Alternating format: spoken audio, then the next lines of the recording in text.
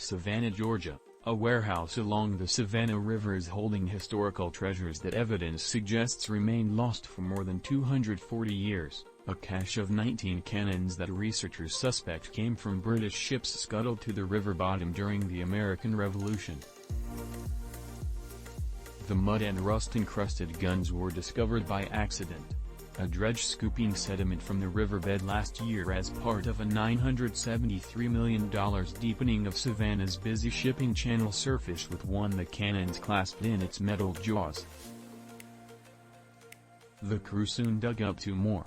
Archaeologists guessed they were possibly leftover relics from a sunken Confederate gunship excavated a few years earlier in the same area, said Andrea Farmer, an archaeologist for the Army Corps of Engineers. But experts for the U.S. Navy found they didn't match any known cannons used in the Civil War.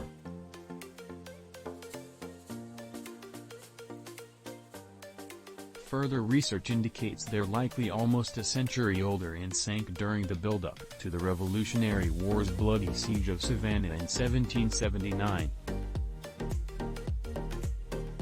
In a time frame of just over a year, 19 cannons were hoisted from the same area of the river a few miles downstream from Savannah, where Georgia was founded as the last of Britain's 13 American colonies in 1733.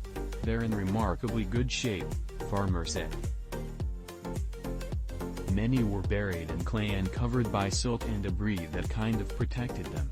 Now officials with the U.S. and British governments, as well as the state of Georgia, are working together on an agreement to preserve the newly found guns before putting them on display. Commodore Philip Nash of the British Royal Navy, a military attaché based in Washington, viewed the artifacts submerged in metal tubs of water during a visit Thursday. "Some of these pieces are in amazing condition and I'm sure could tell some stories," Nash said. The cannons are being kept in water to prevent further deterioration until experts can carefully clean them.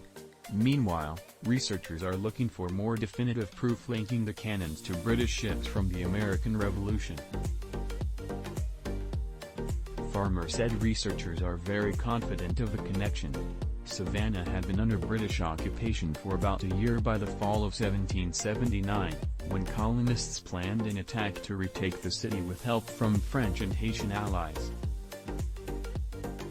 When French ships carrying troops were spotted off the Georgia coast, the British hurried to scuttle at least 6 ships in the Savannah River downstream from the city to block the French vessels.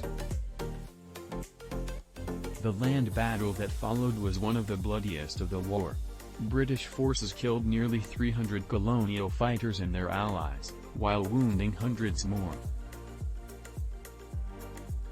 Farmer said researchers suspect the cannons found in the river came from the British ship HMS Savannah and possibly a second ship scuttled at the same time, the HMS Venus.